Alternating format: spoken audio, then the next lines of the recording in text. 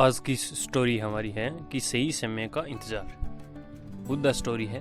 एक बार की बात है, गौतम बुद्ध अपने शिष्यों के साथ एक गांव से दूर किसी बड़े नगर की तरफ जा रहे थे। गर्मी के दिन थे और रास्ता भी बहुत लंबा था। गौतम बुद्ध अपने शिष्यों सहित बहुत देर से चल रहे थे, जिस वजह से उन्हें बहुत प्यास लगती। वहां से कुछ ही दूर पर बरगद के वृक्ष की एक घनी छांव थी। सभी लोग उस वृक्ष के पास पहुंच जाते हैं। महात्मा बुद्ध अपने शिष्यों सहित वृक्ष की घनी छाया के नीचे विश्राम करने लगते हैं। बहुत देर से चलने की वजह से सभी का गला प्यास से सूख रहा था। यह बात बुद्ध जानते थे। बुद्ध ने अपने एक शिष्य को कहा, आप इस बरगद की छाया से 20 कदम दूर जाकर बरगद की 2 बार परिक्रमा करके वापिस आओ। शिष्य वैसा ही करता है जैसे बुद्ध ने बताया। परिक्रमा के बाद जब शिष्य महात्मा बुद्ध के पास आया तो बुद्ध बोले कि क्या आपको किसी ठंडी हवा का अनुभव हुआ था?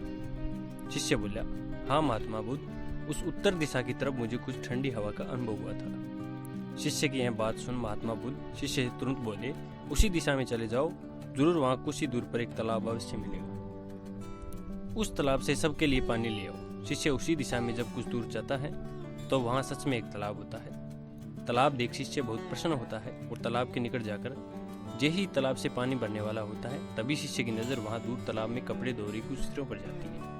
यह देख शिष्य के मन में सोचते हैं कि यह पानी तो गंदा हो गया। लेकिन जब शिष्य ध्यान से तालाब के पानी को देखता है कि अभी भी तालाब का कुछ पानी साफ है, इतने में 2 बैलगाड़ी जोर से तालाब के किनारे से होती हुई निकल जाती है। बैलगाड़ी के पहिए तालाब की मिट्टी के ऊपर इतने जोर से निकलते हैं कि तालाब के नीचे बैठी हुई सारी मिट्टी तालाब के ऊपर आ जाती है, जिस वजह से तालाब का बचा हुआ पानी भी गंदा हो जाता है। यह देख शिष्य बिना पानी के क्रोध में महात्मा बुद्ध के वापिस चला जाता है। शिष्य बड़े ही निराश भाव से महात्मा बुद्ध से बात बताता है। शिष्य की बात सुन सभी शिष्य बोलते हैं कि हमें तुरंत यहाँ से निकलना चाहिए, किसी दूसरी जगह पानी की खोज करनी चाहिए, वरना प्यास के मारे जान निकल जाएगी। उधर महात्मा बुद्ध सभी को शांत होने के लिए कहते हैं और बोलते हैं कि धीरज रखो, कुछ देर यहीं बैठो, उचित समय आने पर स्वयं बनाए रखो। सभी महात्मा की बात सुनकर शांत हो जाती है और वहीं बैठ जाते हैं।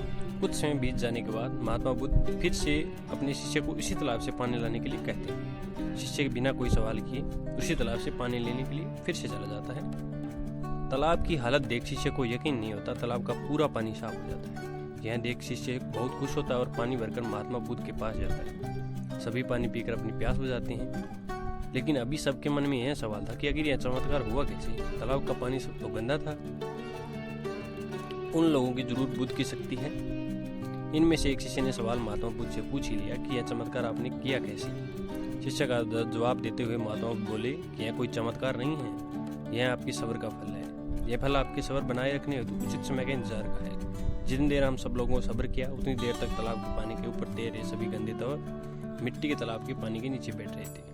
फिर कुछ देर बाद शिष्य जब वहां तालाब के पास पहुंचा तब सब दूषित कर नीचे बैठ चुके थे, जिस वजह से तालाब का पानी पहले की तरह साफ हो चुका था तथा तालाब साफ दिखाई दे रहा था। यदि उस समय आपने लोगों ने सब्र नहीं किया होता, धैर्य न रखा होता, तो आप सब इतनी गर्मी में पानी की खोज में प्यास रहकर शायद अब तक मृत्यु हो गई होती। क्योंकि यहाँ से अगला कोई तालाब या नहीं है, होगा भी तो क्या उसकी साफ पानी होगा या नहीं। इस सब कारणों से आप भूखे प्यासे और प्यास से मर जाते। फिर इतना बोलने के बाद महात्मा बुद्ध शिष्य को एक सीख देते हुए कहते हैं कि जैसी स्थिति हम लोगों के समक्ष आ रही है, वैसी स्थिति मुश्किल दौर जिंदगी के हर मोड़ पर आएंगे। तब उस समय भी आपको ऐसे ही संयम बना रखना होगा और विवेक अपने से काम लेना होगा। आपको एक उचित फैसले के साथ सही नतीजे पर पहुंचना होगा। हर मुश्किल दौर में सब्र रखते हुए ऐसे ही शांत मन से ही कोई फैसला लेना चाहिए जिसका आपसे दूसरों के लिए अच्छा हो। क्योंकि ऐसी स्थितियां में लोग अक्सर गुस्से में आकर अपना सब्र खो देते हैं और गुस्से और जल्दबाजी में गलत काम कर फैसला कर बैठते हैं, जिसका पूरा परिणाम उनके भविष्य में देखने को मिलता है, जिसमें खुद का नुकसान अधिक होता है।